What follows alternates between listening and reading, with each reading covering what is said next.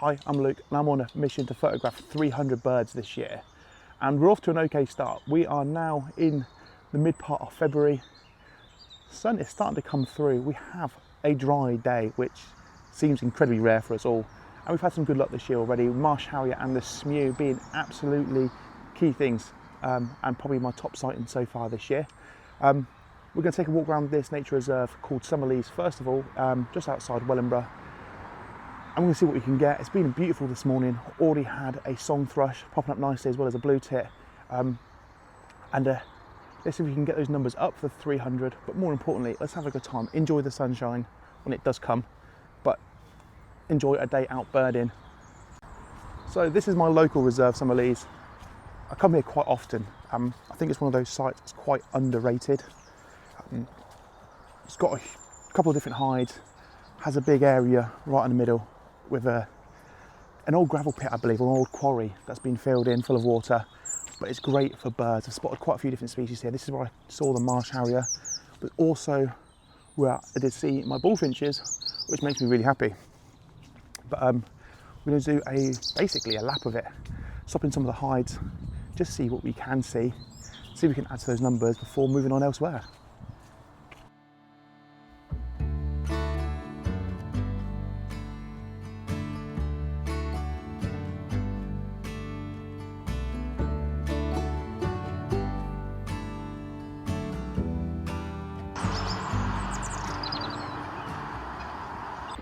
So that's not a bad start to the day so far. Really can't complain. It has gone a little bit overcast, but it is due to brighten up again in about an hour or so, so I'm not too mad at that. But why the 300 challenge and why not a different number, a much lower number? Well, this is actually my first full year of birding. I started birding probably back end of June last year, and I've been hooked on it ever since. And 300 seemed like a great number just to me, not being honest with you. There is some rules to the challenge. If you haven't watched the first video, they're on there, but just as a reminder, I have to photograph myself, the birds personally. They can't be birds from paid hides. So if I want to see an owl, I've got to go out and go see it. Of course, I probably might see a paid hide and see what they're like this year at some point, but any birds from that do not count. And thirdly, it needs to be a bird that is here like naturally. So it can't be like an escaped pet as such. So like ringneck parakeets are absolutely fine. The crimson rosellas that have been seen in Manchester that are escape pets don't count. But they're the main rules. I have got some tricks on my sleeve for different locations this year that are not UK based, and we'll talk about that a bit more as time goes on for the rest of the year. Well, next month all will be revealed.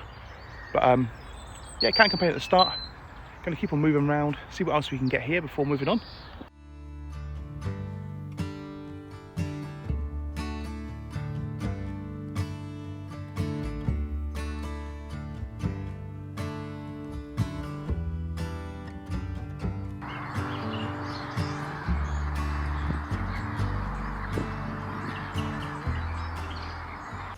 So one of the reasons why Summerlees are so important is actually right here. So this is an artificial sandbank essentially. Each year Summerlees is home to quite a few sand martins, and they are monitored here. It is shut off when the sand martins are here. The gates are shut off just to keep them protected.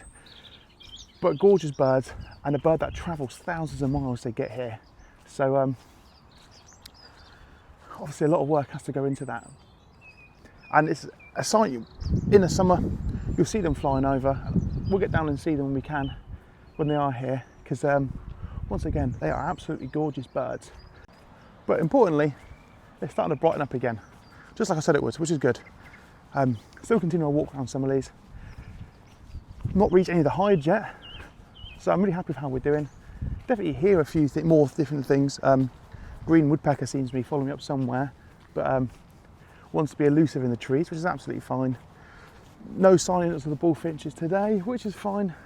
We did get them earlier in the year, but I'm hoping it's a good year for them. I know bullfinches have suffered a lot in recent months, especially with trichomoniasis and things like that, so hopefully they're on the mend, because we need their numbers to come up, because they're such a gorgeous bird, and perhaps when people do see them, they turn out to be a favourite for a lot of people.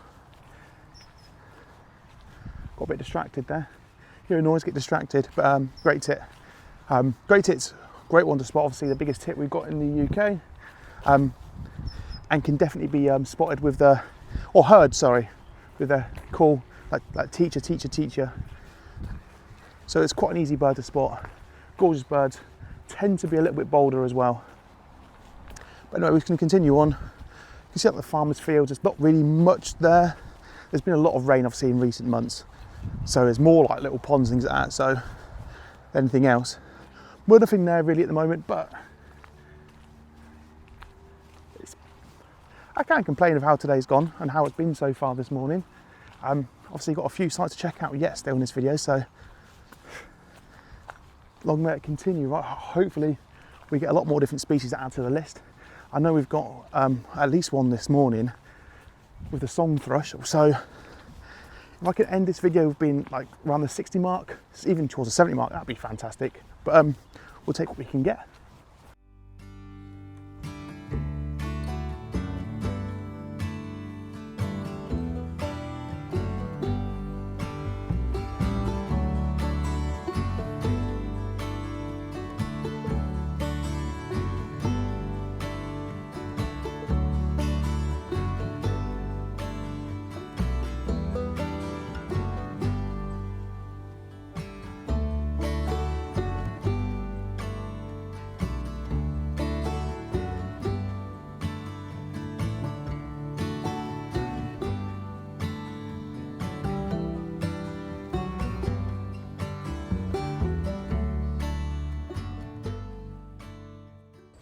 Just to give you an example of the setup they have here in the feeder hide.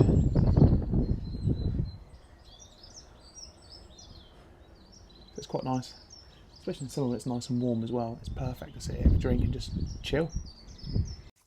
As much as I can sit in that hide all day, I really can.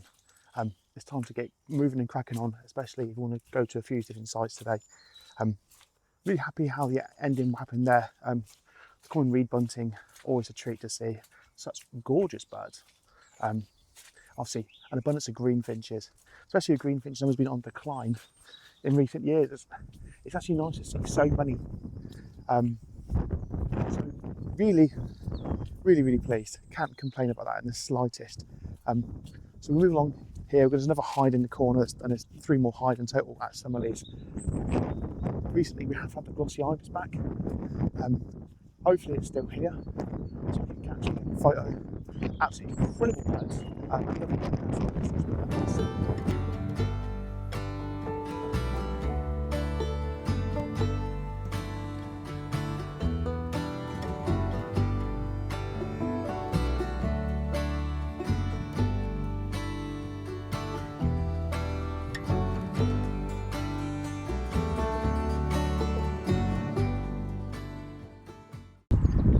Right, no glossy ibis showing from the double decker hide, which is fine. Got another 2 hides to try anyway, but I'm really pleased. The oyster catchers are back. Oyster catchers are absolutely little gorgeous little wading birds. So a huge bit of mud there. That's horrible to walk through as you're talking. But yeah, absolutely gorgeous. Lighting is absolutely perfect. So I've had to break out the 800mm just to get some usage, especially when the light is so good, because that feels so rare right at the moment, right? But yeah, Summerlees so far is a success, and then we've got to think about where to go next. Just being the Pioneer hide, not a huge amount. Did get some stunning photos of some swans. Came in nice and close. The water level being so high, it is bringing things in a little bit closer, which is definitely nice because you can get some better shots, especially with this lighting. I mean, if there's a day to do birding, today is definitely it. Weather is really mild, so I'm just in a hoodie, which is great. Really feels like spring is coming. Want to look out as well for any kingfishers. Definitely a few here. I spotted kingfishers here before. Hopefully it'd be great for the video to get a kingfisher. Probably one of the most stunning birds in the UK. If you disagree with that, let me know in the comments what you think it may be, but I think everyone has a kingfisher, right? So enigmatic, and our only species, obviously. Maybe I've got one more hide check out before we move on.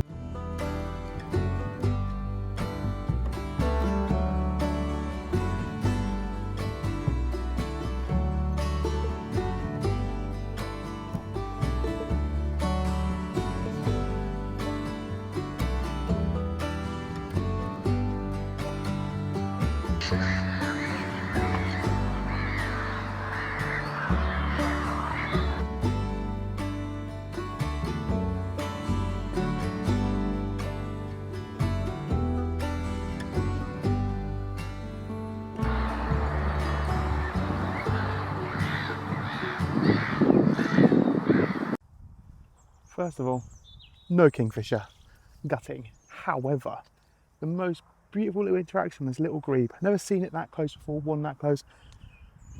I see a fairly common diving duck, but one that probably doesn't get recognised as often because they're so tiny and it's so inconspicuous. But they've got a huge range around the world, and can I say, absolutely gorgeous, especially in the sunlight, especially so close. I probably want to say that's probably my moment of the day so far. It felt incredible being there. It was quiet, serene. But we're finishing some of these now. We're going to go head off to another location, so I'll see you there. So now we're at a new location. I'm in Brampton Valley Way in Northamptonshire, just outside of what's called Hanging Houghton. It's like an old railway line and things like that, but there's also lots of farmland and some wooded areas like this. So it should offer some opportunities for some different birds.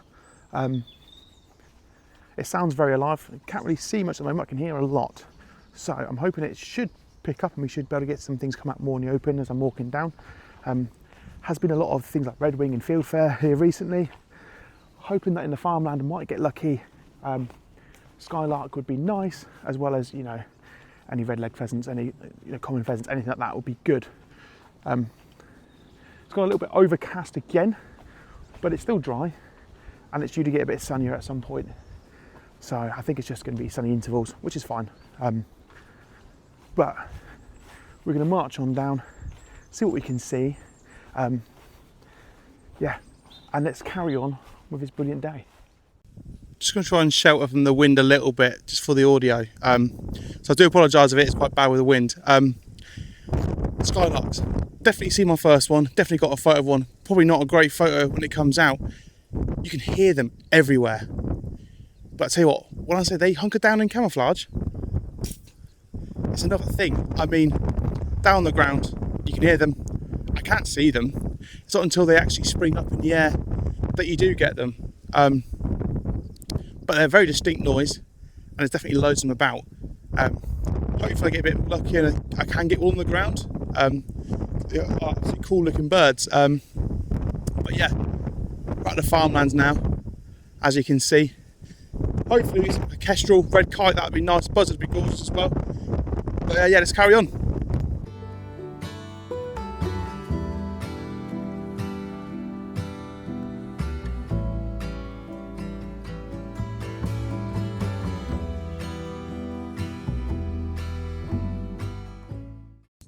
So it's a little less windy now, although it is very slippy, but I am grateful to be back on what is semi-a road, I suppose. Walking through the farmer's field was horrendous. It's been a dry day today, all this wind this year. It's rain, sorry, not wind. It's been horrendous. But I'm quite happy with the house sparrow. Another one to add to the list. I was hoping to get a few more down this little line, but nothing at the moment. I was hoping I was going to get some siskin. Yellowhammer's been spotted here recently, and that would have been pretty cool. Would have been 2 rifles for me as well. Not just for this year, but just in general. We're going to keep on going. Oh. Almost went over then. Apparently there's an area not too far that some crossbills have been spotted recently. Love to see my first crossbill as well. So we could be gearing up to potentially a great time here, although a bit quiet at the moment.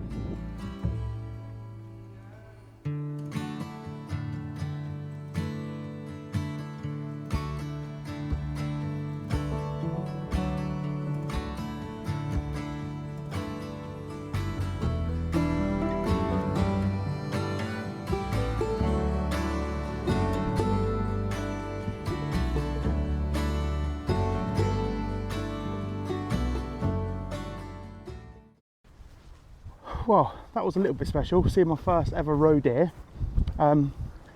Walking down, Obviously the birds have been quite light. Look out to the fields, see something grazing. I thought, oh, it's probably just some muntjac. Get the camera up, have a look. Roe deer. So roe deer are native to the UK, which is nice. It's nice to see a native deer. But yeah, that's definitely a highlight for me. Been great so far.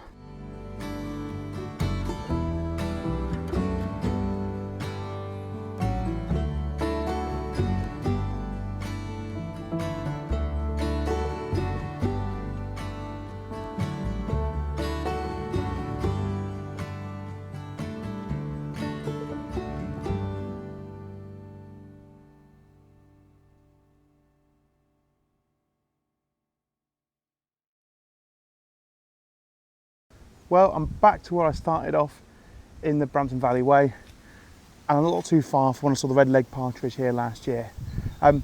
Been a great day of birding. I just want to thank you everyone who has stayed along and watched along for the journey. Please do subscribe if you are new. It does actually help out immensely. Anyway, thanks so much for watching, and I'll see you in the next one.